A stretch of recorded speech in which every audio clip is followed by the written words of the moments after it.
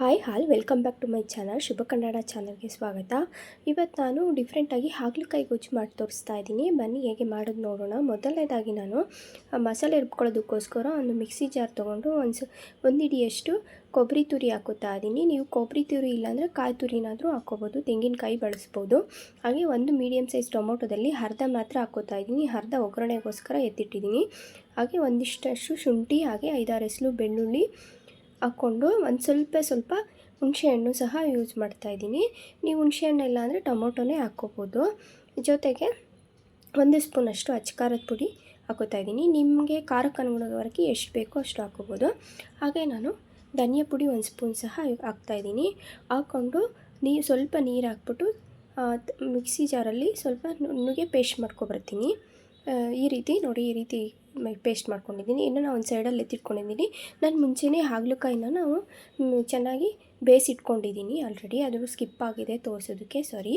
ಈಗ ನಾನು ಒಂದು ಬಾಣಲೆ ತೊಗೊಂಡು ಗ್ಯಾಸ್ ಸ್ಟವ್ ಆನ್ ಮಾಡಿ ಎಣ್ಣೆ ಹಾಕ್ತಾಯಿದ್ದೀನಿ. 2 ಸ್ಪೂನು ಎಣ್ಣೆ ಹಾಕ್ಕೊಂಡು ಎಣ್ಣೆ ಕಾದ ನಂತರ ಸಾಸಿವೆ, ಕರಿಬೇವು ಹಾಕಿ ಅದೇ ರೀತಿ ನಾನು ಈರುಳ್ಳಿನೂ ಸಹ ಒಂದು ಮೀಡಿಯಮ್ ಸೈಜ್ ಈರುಳ್ಳಿನೂ ಸಹ ಹಾಕೋತಾ ಇದ್ದೀನಿ. ಹಾಕ್ಕೊಂಡು ಚೆನ್ನಾಗಿ ಈರುಳ್ಳಿ ಫ್ರೈ ಆದಮೇಲೆ ಟೊಮೊಟೊ ಹಾಕ್ತಾಯಿದ್ದೀನಿ.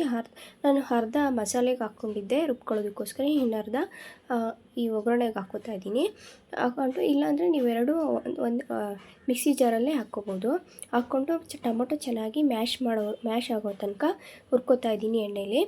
ಹುರ್ಕೊಂಡಾದ್ಮೇಲೆ ನಾನು ಇಲ್ಲಿ ಹುಣಸೆಹಣ್ಣು ಮತ್ತು ಹಾಗಲಕಾಯಿನ ನೀಟಾಗಿ ತೊಳೆದು ಈ ರೀತಿ ಹೆಚ್ಕೊಂಡು ಹುಣಸೆಹಣ್ಣು ನೀರು ಹಾಕ್ಬಿಟ್ಟು ಚೆನ್ನಾಗಿ ಒಂದು 5 ನಿಮಿಷಗಳ ಬೇಯಿಸ್ಕೊಂಡಿದ್ದೆ. ಅದು ನೀರೆಲ್ಲ ಬಸಿದ್ಬಿಟ್ಟು ಹಾಗಲಕಾಯಿನೂ ಸಹ ಹಾಕ್ತಾಯಿದ್ದೀನಿ.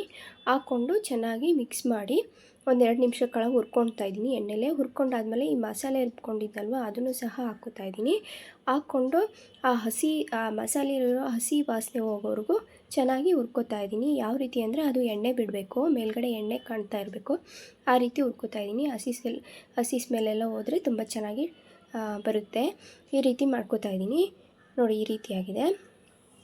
ಇದಕ್ಕೆ ನಾನು ರುಚಿಗೆ ತಕ್ಕಷ್ಟು ಉಪ್ಪನ್ನು ಸಹ ಸೇರಿಸ್ತಾ ಇದ್ದೀನಿ.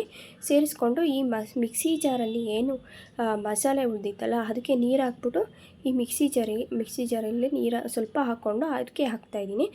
ನಿಮಗೆ ಗ್ರೇವಿ ಥರ ಮಾಡ್ಕೋಬೇಕು ಅಂದರೆ ಮಸಾಲೆ ಜಾಸ್ತಿ ಹಾಕ್ಕೊಂಡು ಮಾಡಿ.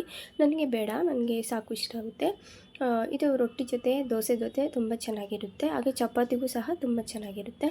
ಒಂದು ಸಲ ಟ್ರೈ ಮಾಡಿ. ಈ ರೀತಿ ಎಲ್ಲ ಮಿಕ್ಸ್ ಮಾಡ್ಕೊಂಡಾದ್ಮೇಲೆ ಅದು ಚೆನ್ನಾಗಿ ಹೊಂದ್ಕೋಬೇಕು. ಉಪ್ಪು, ಖಾರ, ಈರುಳ್ಳಿ ಅಲ್ವಾ, ಚೆನ್ನಾಗಿ ಹೊಂದ್ಕೊಂಡಾದ್ಮೇಲೆ ಒಂದು 2 ನಿಮಿಷಗಳ ಕಾಲ ಚೆನ್ನಾಗಿ ಕುದಿಸ್ಬೇಕು. ಕುದಿಸಿದಾದ್ಮೇಲೆ ಇದು ರೆಡಿಯಾಗುತ್ತೆ. ಈ ರೀತಿ ಮಾಡ್ಕೊಂಡಿದ್ದೀನಿ. ಜೊತೆಯಲ್ಲಿ ಇದಕ್ಕೊಂದು ಸ್ವಲ್ಪ ಬೆಲ್ಲನೂ ಸಹ ಆ್ಯಡ್ ಮಾಡ್ತಾಯಿದ್ದೀನಿ.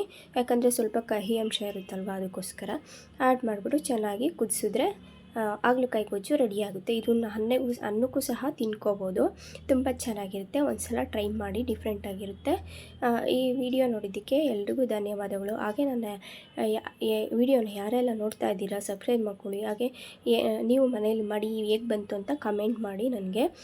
Thank you. ನಾವಿವತ್ತು ಚಪಾತಿ ಮಾಡಿದೆ, ಚಪಾತಿಲಿ ಸರ್ವ್ ಮಾಡ್ತಾಯಿದ್ದೀನಿ ಹಾಗಲಕಾಯಿ ಗೊಜ್ಜನ್ನು. ತುಂಬ ಟೇಸ್ಟಿಯಾಗಿ ಬಂದಿತ್ತು. ಒಂದು ಸಲ ಟ್ರೈ ಮಾಡಿ ಮನೇಲಿ, ಹೇಗೆ ಬಂತು ಅಂತ ಕಮೆಂಟ್ ಮಾಡಿ.